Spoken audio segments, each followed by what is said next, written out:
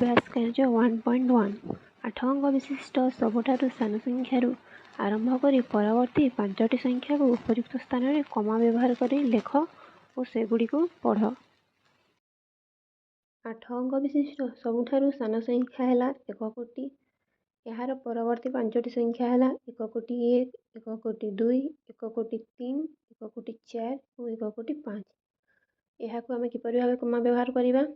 ପ୍ରଥମେ ଡାହାଣ ପଟୁ 3ଟି ସଂଖ୍ୟା ପରେ ମାନେ ଶତକ ଘର ପରେ, ତାପରେ ପୁଣି 2ଟି ସଂଖ୍ୟା ମାନେ ଅୟୁତ ସଂଖ୍ୟା ପରେ, ପୁଣି 2ଟି ସଂଖ୍ୟା ପରେ କମା ବ୍ୟବହାର କରିବା, ଯେଉଁଟାକି ହେବ ଆମର ଲକ୍ଷ୍ୟ ସଂଖ୍ୟା ପରେ। ଠିକ୍ ସେହିପରି ଭାବେ 5ଟି ଯାକ ସଂଖ୍ୟାକୁ କମା ବ୍ୟବହାର କରି ଲେଖିବା, ଯେପରି ଏଠାରେ ଲେଖାଯାଇଛି 1 କୋଟି 1, 1 କୋଟି 2, 1 କୋଟି 3, 1 କୋଟି 4 ଓ 1 କୋଟି 5। ଦ୍ୱିତୀୟ ପ୍ରଶ୍ନ ହେଲା ପାର୍ଶ୍ୱସ୍ଥ ଅଙ୍କ ଗ୍ରିଡ୍ରୁ ନେଇ 5ଟି 8 ଅଙ୍କ ବିଶିଷ୍ଟ ସଂଖ୍ୟା ତିଆରି କର ଏବଂ ସେହି ସଂଖ୍ୟା ଗୁଡ଼ିକର ନାମ ଲେଖ। ଆମେ ନିଜ ମନରୁ ଯେକୌଣସି ସଂଖ୍ୟା ତିଆରି କରିପାରିବା। କେବଳ ସଂଖ୍ୟାଟି 8 ଅଙ୍କ ବିଶିଷ୍ଟ ହୋଇଥିବା ଦରକାର ଏବଂ ସବୁଯାକ ଅଙ୍କ ବ୍ୟବହାର ହୋଇଥିବା ଦରକାର।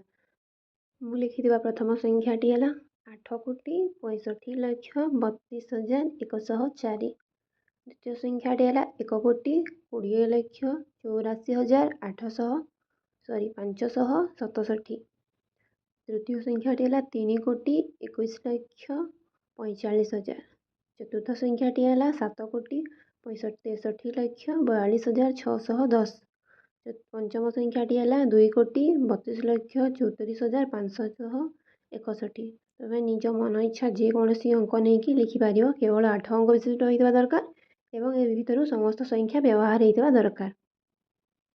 ତୃତୀୟ ପ୍ରଶ୍ନଟି ହେଲା ଏପରି 8 ଅଙ୍କ ବିଶିଷ୍ଟ ସଂଖ୍ୟା ତିଆରି କର ଯାହାର ପ୍ରତ୍ୟେକ ଅଙ୍କ ସମାନ। ଏହିପରି ଯେତୋଟି ସଂଖ୍ୟା ସମ୍ଭବ ସେଗୁଡ଼ିକୁ ଲେଖ। 8 ଅଙ୍କ ବିଶିଷ୍ଟ ସଂଖ୍ୟା ଏବଂ ଯାହାର ପ୍ରତ୍ୟେକ ଅଙ୍କ ସମାନ ହୋଇଥିବ। ପ୍ରଥମ ସଂଖ୍ୟାଟି ହେଲା 1 କୋଟି 11 ଲକ୍ଷ 11,111। ଦ୍ୱିତୀୟ ସଂଖ୍ୟା 2 କୋଟି 22 ଲକ୍ଷ 22,222। ତୃତୀୟ ସଂଖ୍ୟାଟି 3 କୋଟି 33 ଲକ୍ଷ 33,333। ଚତୁର୍ଥ ସଂଖ୍ୟାଟି ହେଲା 4 କୋଟି 44 ଲକ୍ଷ 44,444। ପଞ୍ଚମ ସଂଖ୍ୟାଟି 5 କୋଟି 55 ଲକ୍ଷ 55,555। ଷଷ୍ଠ ସଂଖ୍ୟାଟି ହେଲା 6 କୋଟି 66 ଲକ୍ଷ 66,666। ସପ୍ତମ ସଂଖ୍ୟାଟି 7 କୋଟି 77 ଲକ୍ଷ 77,777। ଅଷ୍ଟମ ସଂଖ୍ୟାଟି 8 କୋଟି 88 ଲକ୍ଷ 88,888।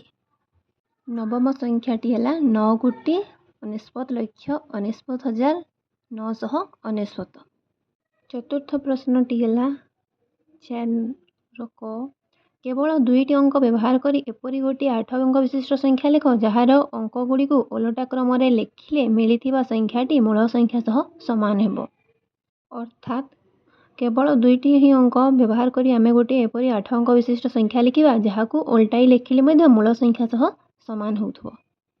ମୁଁ ଲେଖିଥିବା ସଂଖ୍ୟାଟି ହେଲା 1 କୋଟି 22 ଲକ୍ଷ 11,221। ଏହି ସଂଖ୍ୟାକୁ ଓଲଟାଇ ଲେଖିଲେ ମଧ୍ୟ 1 କୋଟି 22 ଲକ୍ଷ 11,221 ଆସିବ। ଆପଣମାନେ ନିଜ ମନ ଇଚ୍ଛାରୁ ଯେକୌଣସି ସଂଖ୍ୟା ନେଇ ଲେଖିପାରିବେ, କେବଳ ସଂଖ୍ୟାଟି ଓଲଟାଇ ଲେଖିଲେ ସମାନ ହେଉଥିବା ଆବଶ୍ୟକ। 4 ନମ୍ବର ଖ 3ଟି ଅଙ୍କ ବ୍ୟବହାର କରି ଏପରି 8 ଅଙ୍କ ବିଶିଷ୍ଟ ସଂଖ୍ୟାଟିଏ ଲେଖ ଯାହାର ଅଙ୍କମାନଙ୍କର ସମଷ୍ଟି 8 ହେବ। ଏହିପରି ଆଉ କେତେଗୁଡ଼ିଏ ସଂଖ୍ୟା ଲେଖ।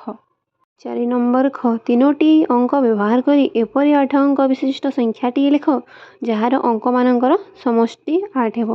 ଆମେ ଏପରି ଗୋଟିଏ ସଂଖ୍ୟା ଲେଖିବା ଯାହାର ଅଙ୍କମାନଙ୍କର ସମଷ୍ଟି 8 ହେଉଥିବ। ତେବେ ସଂଖ୍ୟାଟି ହେଲା 1 କୋଟି 20 ଲକ୍ଷ 1,121। 2 କୋଟି 1,221। 3 କୋଟି 11 ଲକ୍ଷ 11,100। ଏହିପରି ଆମେ ଆହୁରି ମଧ୍ୟ ସଂଖ୍ୟା ଲେଖିପାରିବା, କିନ୍ତୁ ସଂଖ୍ୟାମାନଙ୍କର ଅଙ୍କମାନଙ୍କର ସମଷ୍ଟି 8 ହେଉଥିବା ଦରକାର।